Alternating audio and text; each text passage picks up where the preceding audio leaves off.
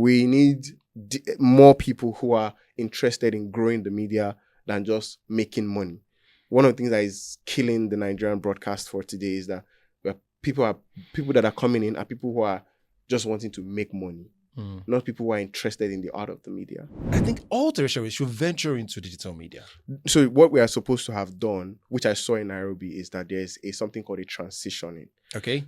We have failed and to do that transitioning. What we did in Nigeria was we allowed new investors to invest in digital media. There's nothing wrong in wanting to employ how did you call it now? Beginners or intermediate professionals. But the problem is, are you ready to invest in training? That's the point.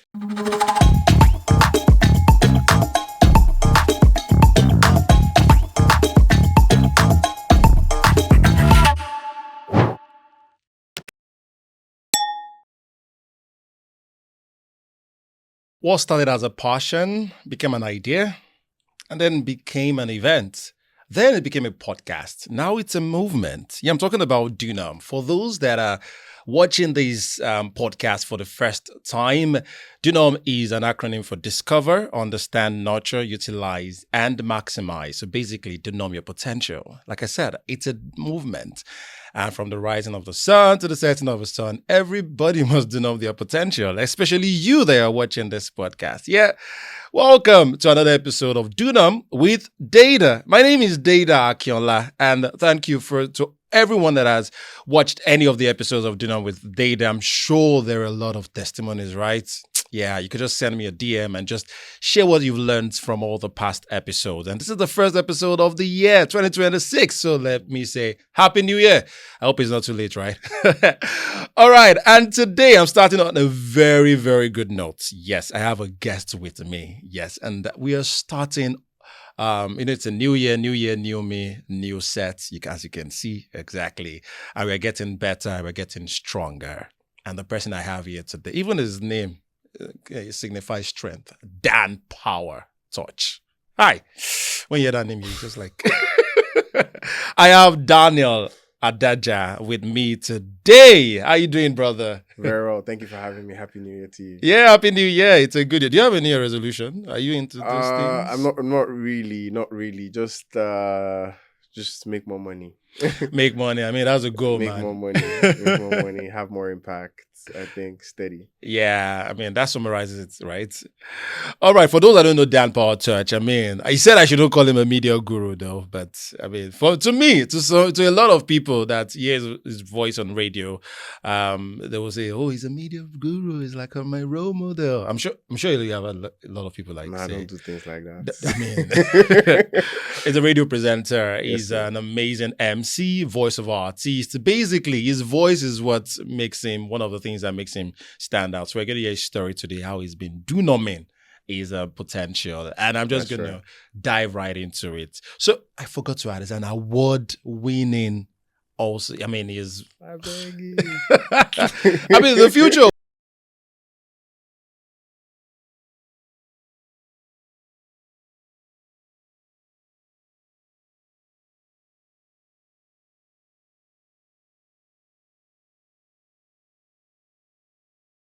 I was very excited, because I'm very particular about, not just jumping on everything. Everybody's saying they are organizing awards, and a lot of people are more about the recognition more than whatever impact that they are making. And the Future Award has a record of people who are like doing something impactful. So even like getting recognized by that nomination. I didn't joke with it too. I did newspaper publication. Some people are always trying to be humble, It was like it was a big deal. It is a big deal. Still, I'm always gonna on my CV now. You see the Future Award nominee 2025 because it's not everybody that this is I don't know of any other award in the media that you can add to apply for a visa. It could give you an edge. I don't think there's another award like the Future Award. Yeah. I mean, you're right. It's a big deal. It's a big deal. So let's talk about the story behind Dan Power Touch and them. Yeah. So I've been wanting to ask this the first time I saw your stuff, and I'm like, okay, I don't think I've met someone that is as passionate as presentation like you do, like radio presentation, and wanting to make people better. We have this individualism thingy in the media space in Nigeria, and for you, it's a different ballgame entirely. I mean, your radio room, am I correct? Yes. The radio room is like a therapy session for radio presenters. And when I saw the first idea, I was like, wow, this is actually a very great initiative, because people don't actually care about what what radio presenters go through or media presenters go through. In terms of, you just have to deliver, whether or whether come rain, come shine. Come rain, come sunshine. I mean, it is. And there's also the radio pod that you have. I mean, you're doing a lot for the industry. Yeah. And it begs the question, why? Why are you so passionate about this thing? Well, thank you very much for all the nice things you've said. I think I do everything I do because I'm excited about it. Pretty much, it gets me excited to talk about the radio, to help people with presentation. I didn't think I could actually help people with presentation until like 2022, because the radio room content was an idea I'd been playing around on since COVID, right? And I was just playing around with it, and I think it was after in 2022 was when I started making content specifically for radio, and I started calling it Radio 101 before we now made it a live event and we call it the radio room. So for me, I'm excited about it. I'm very passionate about it. I also come from my journey in broadcasting comes from people showing me the ropes. Oh, okay. Right. And we're in a digital world, so why don't you show more people the ropes? Right. And I see what's happening in other parts of the world. Why can't we make it happen here? Yeah, you're in Kenya last year, December, if I'm correct. Yeah. And tell us about that experience. How did you get to Kenya? You went for a training, I guess? Yes, I did. I went for a training. Yeah, so tell us what led you to train in Kenya. I mean, I don't know trainings in Nigeria. Why go to Kenya? I mean, why go to Kenya? And also, what were the things that you learned with that experience? So first of all, I always advocate for take every opportunity that you can. Okay. Right? Whether it's free, whether it's paid, whether it's a scholarship, part-time. Always look for opportunities to learn. And one of the things that took me to Nairobi was my radio room. Oh. That was what got me the opportunity to go to Nairobi. Oh. Right. So it was by the Aga Khan University in partnership with another German company. And they took journalists and presenters from across Africa. I think about 12 of us or 14 of us. I can't remember the number now, but we're 1 week intensive training on newsroom, leadership, and broadcasting. Yeah, wow. So we had BBC veterans and media scholars in Nairobi and train us for a whole week. The experience was very uplifting and very enlightening for me, because it just shows that there is more to what we do. There are better structures that exist in other parts of Africa. So sometimes we always live in our own bubble, like we're the only ones doing it right. But you go to a place like Nairobi and you see what their media houses are doing, how they are structuring themselves. I recently made a video, I think it was late last year. I talked about how when I was in Nairobi and how I saw media houses owning other businesses. And I saw the video. Seeing that chain of reaction go around. And I'm like, oh yeah, this can also happen here. Why is that not happening? Why are media houses not diversifying their portfolio? For example, every media house runs a generator at least 16 to 18 hours every day. Yeah. What stops you running other businesses while that power is on, within the media space? I one of the media houses in Nairobi, they have a helicopter service, Wow. That's on the side, and there are like a lot of opportunities. And for me, it just shows that if we build right and we structure right from the very beginning, we can still hold a lot of power. What we have done here in Nigeria, we have broken the structure. So what we now have is we have new media who is doing digital. We have old media who's doing terrestrial. But in Nairobi, it's one company. So the companies that are the media houses that are doing digital are same media houses that are doing terrestrial, that are also doing digital and terrestrial. So I can't remember the name of the media house I went to, but I saw one of their studios, and one of their best-selling shows, one of their morning shows, right? And the quality of investment they put into that studio for their morning show, you're not talking less than almost 15, 20 million naira. Wow. Just to ensure that morning show does great. It is doing great. So you're looking at their streaming, while the show is going on radio, it's streaming on Facebook, it's streaming on Instagram, it's streaming on YouTube, it's streaming on their website, and they're getting live reactions. Radio show. Wow. Right? That's interesting. And and also maybe their policies too. Some of the policies they have in Nairobi is different from us here in terms of government wise. So here in Nigeria, I don't think you'll be allowed to. Well, I think you maybe might be allowed. Maybe we've not just explored it. So what they do is they have one station, central, and then they have transmitters across other states. Right? So for example, you're situated here in Ibadan and you can transmit to Lagos, Abuja, other media houses across Nigeria from one station.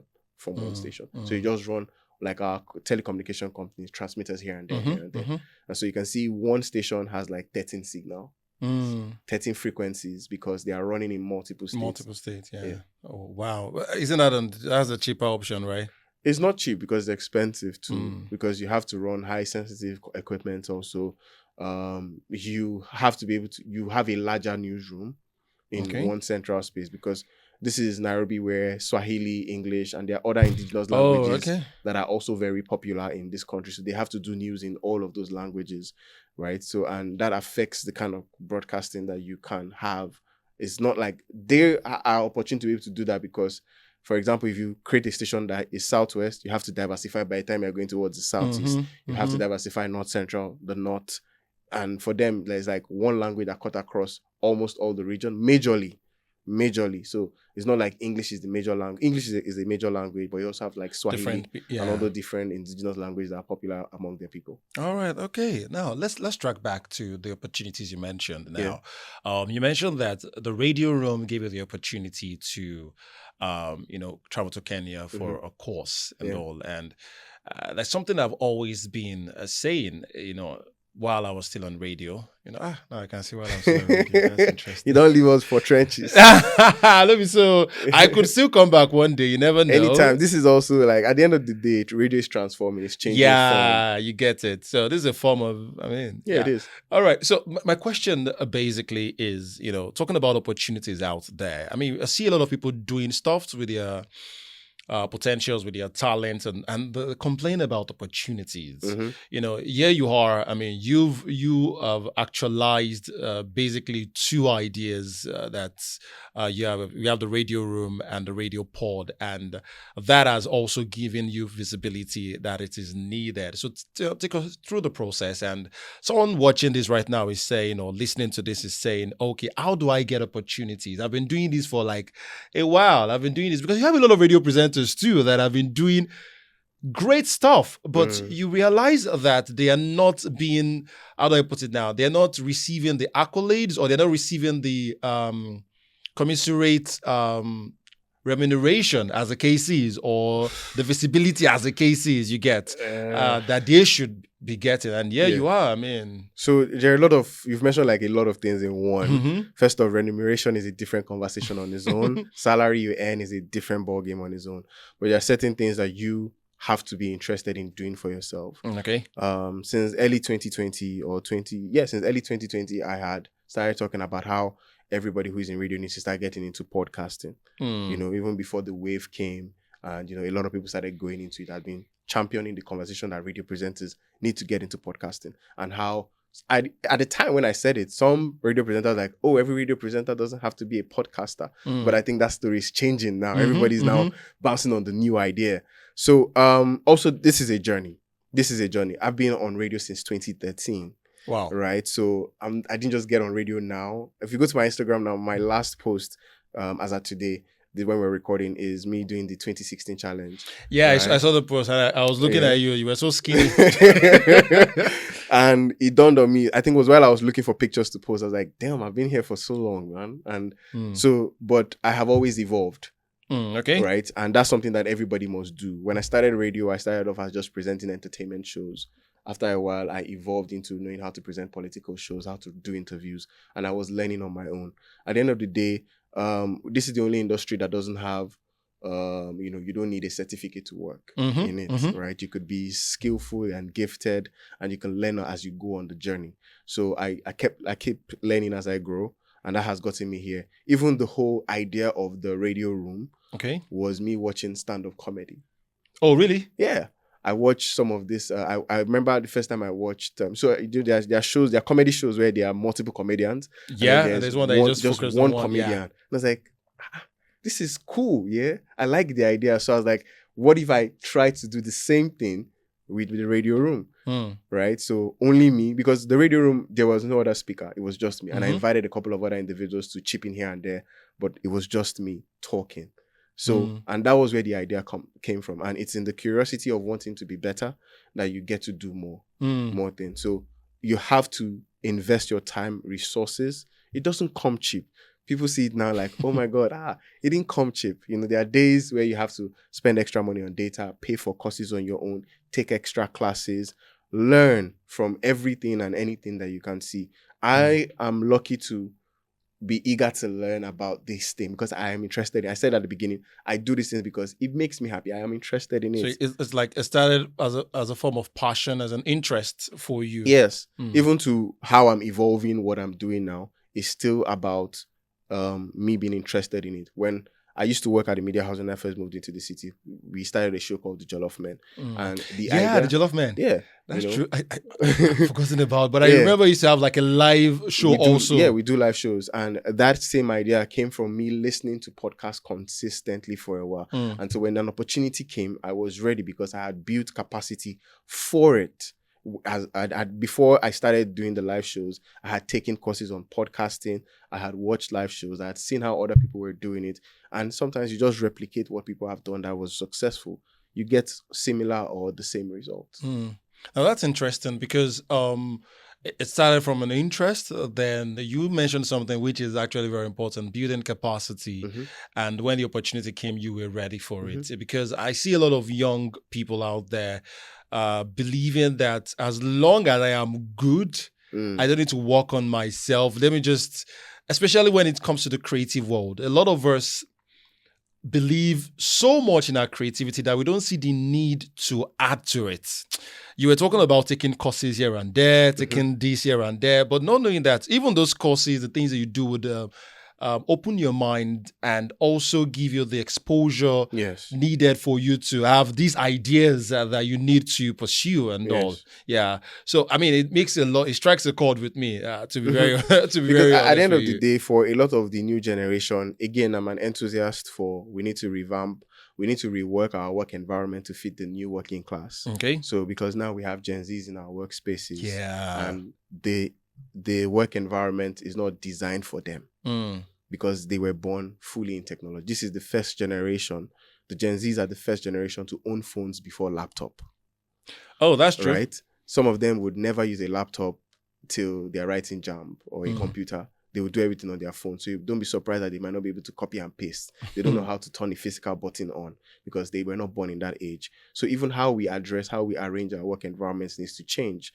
How we recruit. There's a video on my Instagram. I'm going to make a reference to my Instagram a lot because that's where I put most of the content, right? I made a content on how we take in interns and how we need to change the mindset.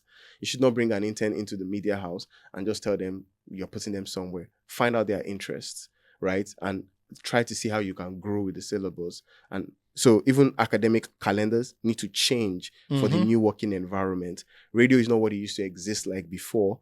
We used to have 2 boxes, right?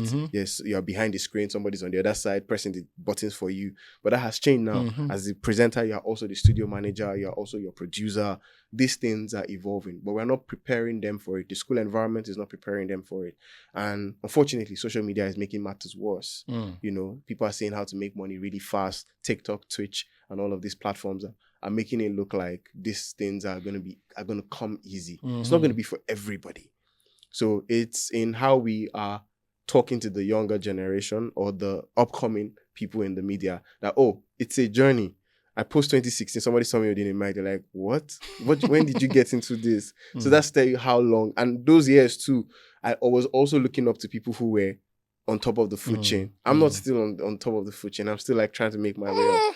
No, I'm not. I say it again. I don't like to talk money on conversations like this. But it's not as profitable as people think, but it can be profitable.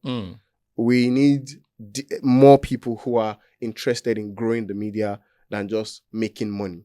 One of the things that is killing the Nigerian broadcast for today is that people that are coming in are people who are just wanting to make money, not people who are interested in the art of the media. One of the biggest media platforms in the world today is iHeartRadio, and they own the Breakfast Club, right? They just signed a deal. They're going to be on Netflix a presenter on the radio, Charlemagne the God, signed a $200 million deal for 3 years. Wow.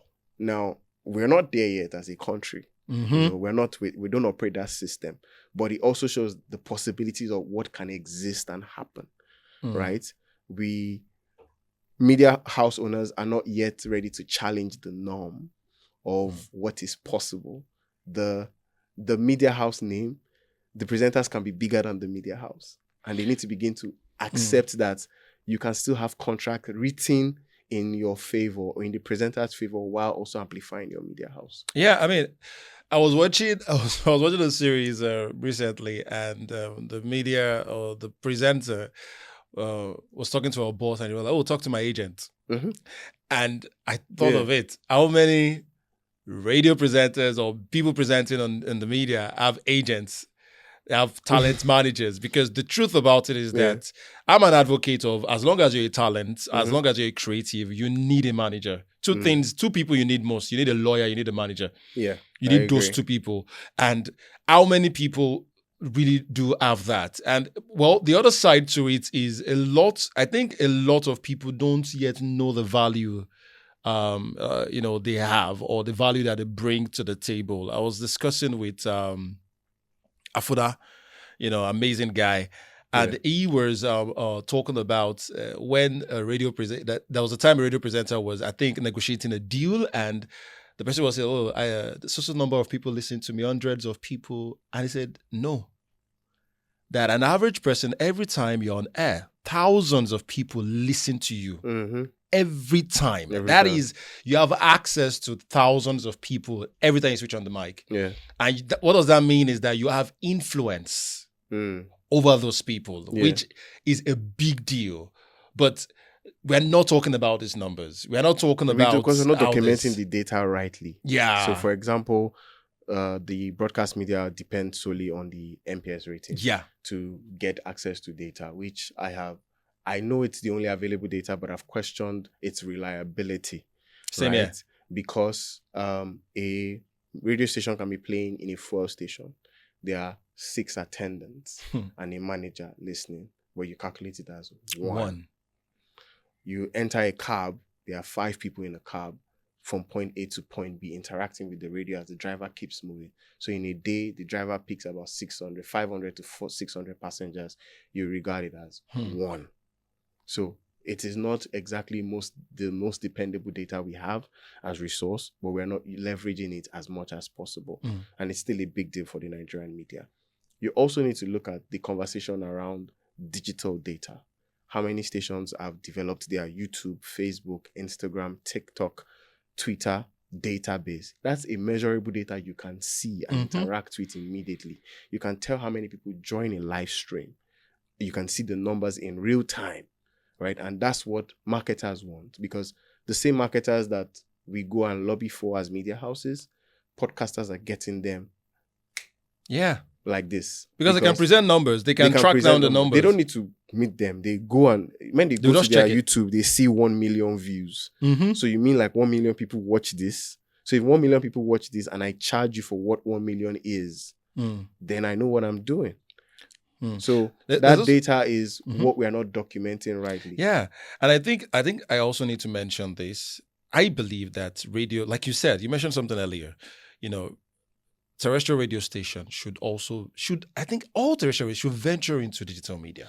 So what we are supposed to have done, which I saw in Nairobi, is that there's something called a transitioning. Okay. We have failed to do that transitioning. What we did in Nigeria was we allowed new investors to invest in digital media. Terrestrial radio was supposed to transition into digital media. But because of the investment is heavy for you to transition, a lot of media houses failed to do that because they want to see the result of their money immediately, right? So we were unable to transition into digital media. I don't think that there is any media house in Ibadan, for example, that transitioned into it. I think some started off, like, for example, Dominion TV. Can we mention names? Yeah, sure, Okay, sure. So, for example, Dominion TV started off digitally. Yes. They started with terrestrial and they put up on the digital almost immediately as they were starting up. A couple of other media houses were just setting up Facebook when you were supposed to build websites to drive your own traffic. And a lot of people were just developing their Facebook when at the time, the amount of energy a lot of the media houses in Ibadan used to build their Facebook, if they had put that same energy into building their YouTube, they would have monetized by now. Exactly, yeah. And driven that same traffic there, invested in equipment for that platform, and also invest in the people for those platforms. No media house now, it doesn't happen yet, but no media house now should be existing without a digital department.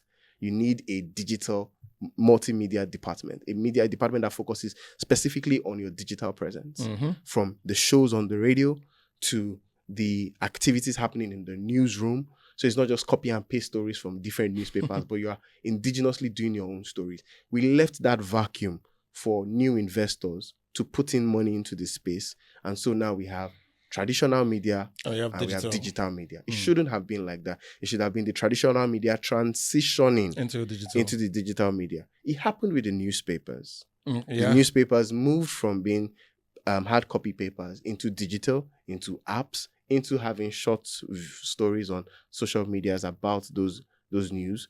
But it didn't happen with the broadcast media. I hope that the change comes. I hope something happens, It can only come if there are new investors. Yeah, I mean that's what we're looking at. I really hope so, though. Now we've talked about the media industry, and now let's talk about your journey. You mentioned about challenges. You mentioned about before even the podcast started, we were talking about sacrifices and all that. So let us hear about those. What are the challenges you face? What are the sacrifices you make? You said that you are not yet making the billions of naira yet,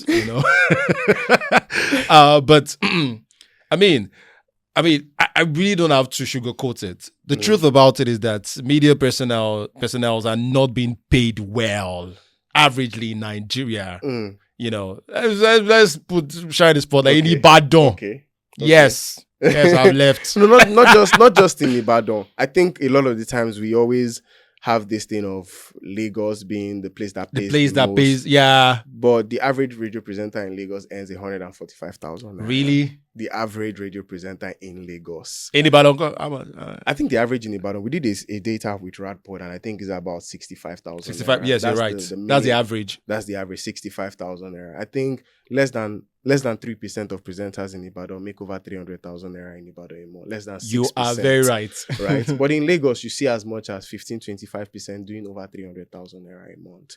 And if you go down to other states, you still hear conversations like 45,000. I mean, don't even go to other states, especially in the Southwest that I know of. So the prices are still very poor, still very low. And that's because the investors that came in were profit-oriented. They were not impact-oriented, which was why we employed people who were unqualified or who still needed training, and we pushed them up on the radio. We were not willing to... I don't think...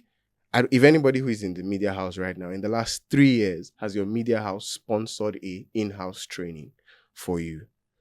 That hasn't happened for some people. I won't mention names, but I don't think... They haven't done in-house training on even how are we changing the direction for the media house to be able to, even the presenters to be better at the work that they do and how great they are doing their job. Sorry to cut in there. So I worked with a media house once, and the complaint has always been about the staff. The staff are not doing this. The staff are not doing that. And I said, when they asked me, okay, and I said, look, you employed these people, right? You knew what you were getting when you employed them. They were not experienced, but because you wanted to pay very little, so you employed them. Now you're expecting them to deliver quality. So I think there's nothing wrong in wanting to employ, how did you call it now? Beginners or intermediate professionals.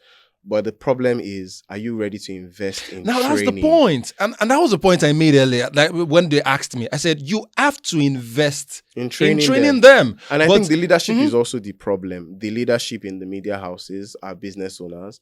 And I heard a phrase from a global HR recruit person, a talent recruiter. And she says, if I see 10 years on your CV, I want to be sure that it's 10 years experience, not 1 year repeated 10 times. Wow. So you could have 10 years. You could say you've been doing this for 5 years, but all you have is 1 year or 6 month experience, repeated 5 to 10 times. So it's about capacity of what you've been able to do. I'm sorry to say, but some of the people in leadership positions do not know what it's like to lead a team of broadcasters, right? Which is, I'm encouraging anybody who has done 5 years in the media house, if you have the resources and the money, go and take a human resource, because we need people who have media knowledge to come into the recruitment of personals or talents now. Because I say it now, radio presenters are no longer staff. They are talents. Yeah, talent. And yeah. The media is not ready to treat them as talent yet. Because them as staff. Because you don't understand how it's supposed to work. Imagine in 2025, I spoke with an HR personnel who was still talking about why would presenters just be working shifts? Why can't they come in the morning and leave in the evening? And I was like, in 2025, this is the mindset really you have. But sadly, you have a lot of radio stations that still operate like that. Yeah, like I said at the beginning too, we need to change the modus operandi of how we run a media house. Yes, and to add to that, it's not even about recruiting them or training them. Also, it's about how to manage a creative. So someone comes in at work, comes to work in a day, and and the person, the creative, the radio presenter is complaining about creative block. And you're like, oh, you must do this, you must do that. I'm like, look, there's a way you manage a creative. There's a way you get the person there's a way you learn how to push the person to the best, to becoming the best version. Because I don't joke with the fact, then when I used to be on air, I don't joke with the fact that I put on the mic and no, life at stake. Yes, it is. I'm not a doctor. Yes, right, all right. But I am shaping minds, for crying out loud. Anytime I put on the mic, I am shaping people's minds. Mindset, you get? Though. So I don't take it with levity at all. I don't. There are days that I told my boss, I'm like, I'm not in the right frame of mind. Like, yeah, there are days I'm not in the right frame of mind and I'll still do what I'm doing. But that day, I was not just having it. I'm going to say something really blunt. Okay. You're paid to do a job. Do it. Yeah. So the excuse of you're not in the right frame of mind is one that pops up a lot. Yeah. Yes, the work we do is very tasking. It's brain tasking, yeah. This is the only job, again, maybe not the only job, but it crossed my mind that this is one of the jobs that even when you're out of office, you still have to think about it. If you work in the bank, the moment you close that laptop or you leave the teller machine or you leave the front of your computer, you go home, you leave that bank, you don't think about work till you come back the next day, right? But if you work in radio, you have to keep thinking about it. And I have this mindset, I'm paid to do a job. It doesn't care if I'm not feeling fine. That's why I have leaves. If I don't feel good, I have 21 days working leave and I have 5 days sick leave. I make sure I utilize it as much as possible. Now, a lot of media houses, I'm not going to call names, a lot of media houses, maybe you're lucky with the media, a lot of media don't actually grant their staff the leave that you're talking about. Well, I'm going to run a business someday. And if you're my best hand, you want to take 3 weeks off, it's going to be hard for me if I've not set up the right infrastructure in place. If you don't put the right infrastructure in place, a presenter leaves, you would feel the vacuum on air because you have not created an environment that puts up a system. The Breakfast Club is the only example I like to give because it's the one I follow a lot. Okay. Every time one of the two presenters cannot be out, there are 3 of them on the show. 2 people cannot be absent on the show at any time. The minimum is 2 people that must be on the show, right? There are 3 presenters. If they can't go on leave, 2 of them cannot go on leave at the same time. At the same time, yeah. Let me bust your bubble. So one of them had to travel for a function outside of the States and all of that. The person joined the show via Zoom. They were still part of the production because it's an important part of it, right? So if you don't create the right system, create an enabling environment, we no longer have the system of where somebody's understudying a presenter. It used to exist. Now the Breakfast Club, they brought in, I can't remember her name now, but they brought her in. They used to bring her in occasionally. So when one person is not around, she feels people already know that, this person is going to be around. She's an understudy. And then they started bringing her into maybe do 5 minutes, 10 minutes within the 3-hour broadcast time, right? And then, you're easing her in. Gradually. And that's what we talk about talent management. A lot of presenters need to go on training. Do you know that today there is an organization that covers for radio managers in Nigeria? How many radio managers today are part of that body to even learn? Because I know some of the people on that body, and I'm like, I wish I was a radio manager. I need to sit with some of these individuals. How many of us are retraining ourselves to be able to know how to lead a team? Because this is 2026 now. How many media houses have had a meeting with regards to the direction the media house needs to take? Right? This is 2026. What direction are we taking? What angle? Everybody's supposed to be prepping for the politicking season. Yeah. How are we preparing the listener who listens to us, and what direction of broadcasting are we taking so that we can begin to sit right when it's time for politicking? Yeah. Either you're an entertainment, whatever kind of media house you're on. Yeah. You have to align better. Yeah. So, like you said, talent management. Man, I'm an advocate for talent management because you're not just managing staff. Well, while I was head of programs at Crest FM, I didn't see them I saw them as creatives. So I managed them as creatives. Yeah. So I'm talking to you. I am engaging with you. So you're saying you have a creative block. I am like, okay, let's see how we can work this. What inspires you? What are the things that we can do outside work that would inspire you to give your best, And you're so right, in terms of talent management, in terms of managing creative people. It's a special skill. It's not just something that you can just wing, You can't wing it. You can't wing it. You have to learn it and all. I can't remember the person who said this, but he said that you're also one of the reasons why the Breakfast Club has the best pairing.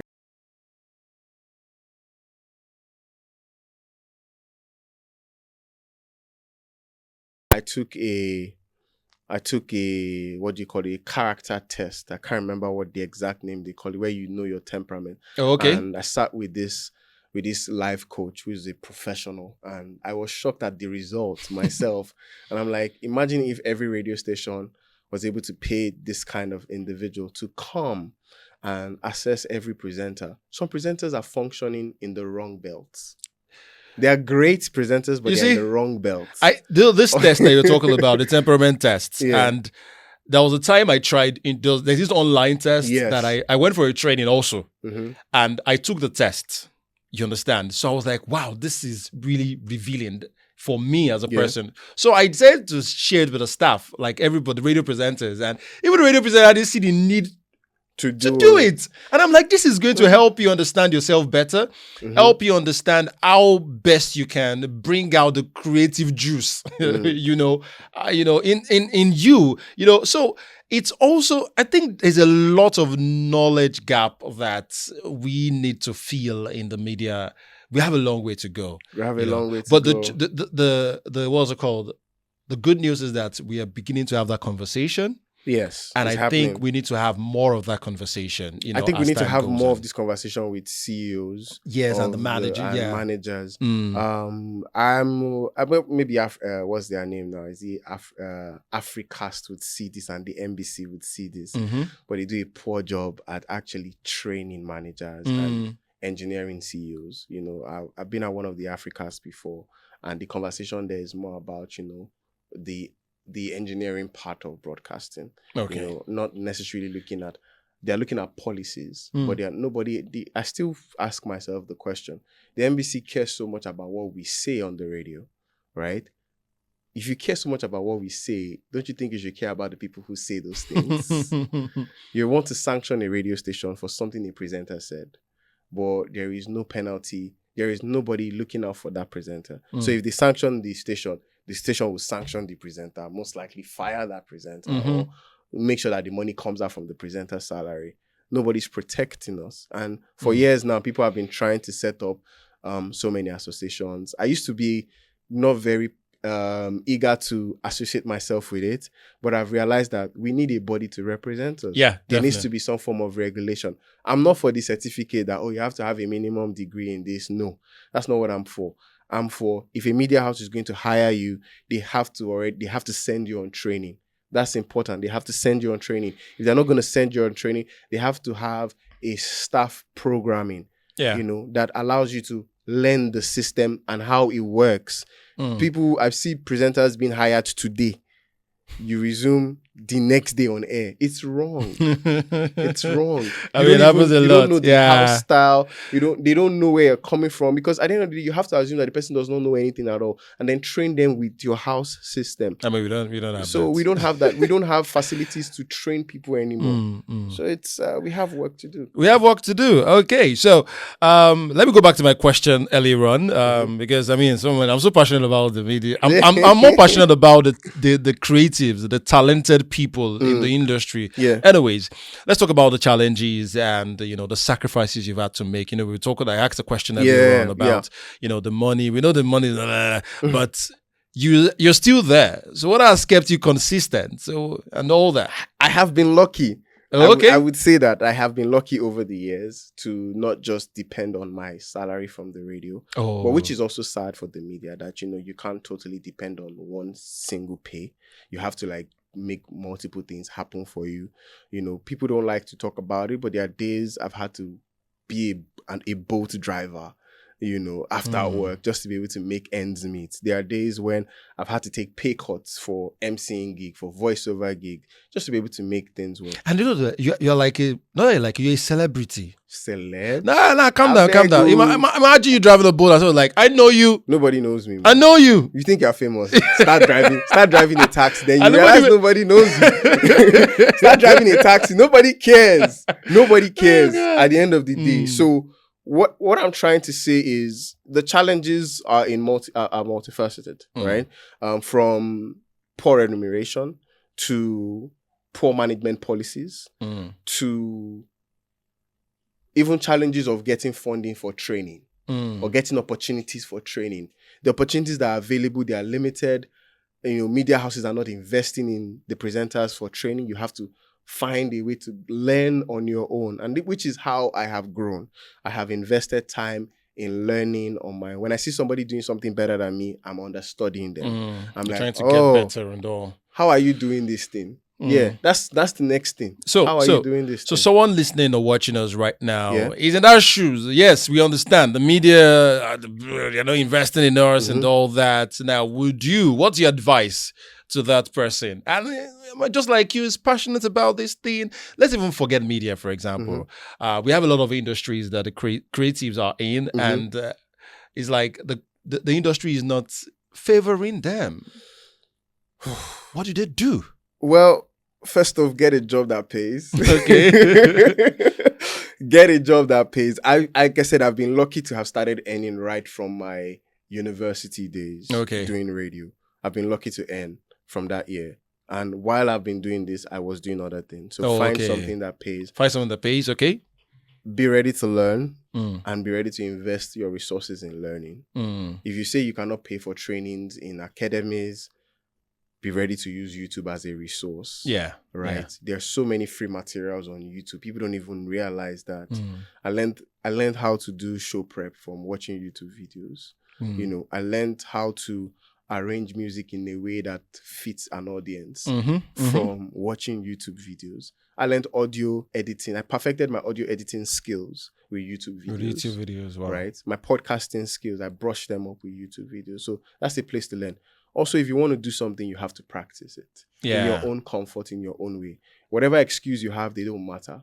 Now I'm lucky to have like a mini setup where I'm recording. I can afford good quality mics. But if you go back my page early 2012, early 2020, you won't see me using quality setup. Yeah, I remember I'll show you someone that years ago I bought a microphone. It's a USB microphone, very special microphone. And I remember then it was how much? It was up to like 50,000 naira. And I didn't have the money for it. So someone called me and said, oh, like you would like to, I was preparing for my wedding then. And the person said, oh, what would you like for your wedding? I said, just invest. I just want to buy a mic. I was like, I said, just buy the mic. Like, I just want that microphone. The microphone is still working up to now. It was like an investment for me then. And I still use it to record at home. I still recorded like 2 days ago with my laptop, just fixed my stuff and I sent it, and I'm just trying to emphasize on the need to invest in oneself, which is very, very important. I also want to add that ChatGPT is your friend and I act something. So I'll just say it here. You go to ChatGPT, open a new project and you type, my name is Daniel Adaja, I'm 31 years of age, whatever your age is, you put that there, right? And I have this years of experience, I have this number of skills, I'm trying to advance myself in the broadcast media. I want to become the absolute best in the next 4 years or in the next 3 years. Act as a talent manager, a life coach, and an experienced psychotherapist, and give me the best answer to be the best that I can be. Oh, okay. Yeah. I think I'm going to also try that, because... You will be shocked at the answer ChatGPT will give. That guy is really smart. ChatGPT is a really smart guy. Very smart dude, Very smart guy. You might need to tweak a few things. Yeah, sure, but you will get a direction. It will be blunt with you. He's not going to sugarcoat words with you. Yeah, I think everybody should try that. You're watching this, you must try it too. All right, finally, what next are we expecting from Dan Powell this year? We have the Rad Pod, we have the Radio Room. I mean, this year, I saw in one of your posts, you were talking about visibility and all that. Yes, so that's my goal for 2026 is visibility. Okay. So I have been able to clock it that I'm actually good at this thing called, teaching, presenting. I've owned my skills enough to be able to teach people. Okay. So I want to go into classrooms. Oh, yeah, that's my major goal for this year is to be in a lot of classrooms as guest lecturers. So yeah, I'm reaching out to as many lecturers who are teaching mass communication, who are teaching, when you get to the conversation of presentation, podcasting. I'm your guy. So I think I saw you. I think Primus Media is organizing something very soon. Yes, that's a starting point. Yeah, you're like with the big guy, like I say, like big guy. Big, but that's where it starts from. So the goal this year is more visibility for me, and the visibility comes from making more impact. So the impact is I want to be in a lot of universities, especially final year, and those in 300 or 200 levels. I want to go to poly, be in the ND classes. I'm gonna be guest lecturing for one of the lecturers in poly. Oh, that's nice. On I want to do that more. Can I come? So that I can actually show them that there's possibilities in this. And because media has expanded now. It's not just radio, it's not just TV. There's podcasts, there's YouTube, there's TikTok, there's Twitch, and there are more streaming platforms coming up who are looking for great content creators. Okay. Like people who can do research. One of the reasons VDM is relevant is because of he's going into places people cannot go into, right? People are carrying out investigative work. There's so many arms of journalism, and even being a presenter that exists, that we need to expose these people to, show them the possibilities of these things. I mean, I should be in one of your classes one of these. No, well, thank you so much. Yes, thank you sir. so much. Thank you for having me. I hope I didn't bore you. But what? I mean, the way you dissected the media industry, and it got me pumping because some of the things you said, like even most of it, I've experienced it. You've been there since you're a legend. 10 years now. 10 years is the minimum number. You spend more than 10 years, right? Right. Legendary is legacy. I don't have legacy yet. I mean, it is what it is, man. Well, potato. Well, thank you so much, Dan Powell. I'm really, really waiting and expecting to see the amazing work you're going to do. Amen. Especially with young people. I'm so particular about young people and all. And one thing I would also want to say is, so when I hear people's voices, I'm like, for me, I'm an advocate of you can use your voice for a number of things. A lot of things. If you can learn how to use it, and own the skills for it. Own the skills. And you have to be unapologetic in a way about. I like the fact that you've owned it. Like, look, I'm unapologetic about this thing and I'm going to push myself out there. And I think a lot of people also have the challenge of, I'm not sure if I'm good. I'm not sure if I'm come on. You only get better at something you do. Yeah. It's only not perfect if it exists. If it's a dream, you don't know. Yeah. And you should know when you're improving or not improving. My favorite question, and it was Charlemagne the God that said it, every time that question pops in your head, it's because there is something you're not doing. Okay. Right? So the question is, am I doing everything humanly possible to be the best that I can be? If you genuinely ask yourself that question, the answers will come to you. Exactly. Yeah, you go no say, Alpha, okay, I know the pull up. Yeah. I mean, you can lie to yourself. I mean, you should be the one person you should not lie to. Anyways, and I think I'm going to wrap up on that. Are you doing everything humanly possible to be the best version of yourself? If your answer is no, you know what to do. ChatGPT. Right? Thank you so much, Dan Barr. It's a pleasure having you. Yeah. And to everyone that is watching on YouTube or listening via Spotify, wherever it is. I mean, I'm sure you've learned one or two things from this episode. Make sure you actually click on the subscribe button. Like I always say, there's no way you watch 3 episodes of Dunum with Deda that your brain will not... There will be a shift somewhere, and you would want to get better. That is the goal. Like I said, it's a movement until every youth in Nigeria, that's my goal. Yes, it's a far-fetched goal, but it's going to happen. Trust God. Everyone discovers, understands, nurtures, utilizes, and maximizes their potential. And I believe that's the best way you can empower the youth. Thank you so much. My name is Deda Akinola. Click the subscribe button. Bye.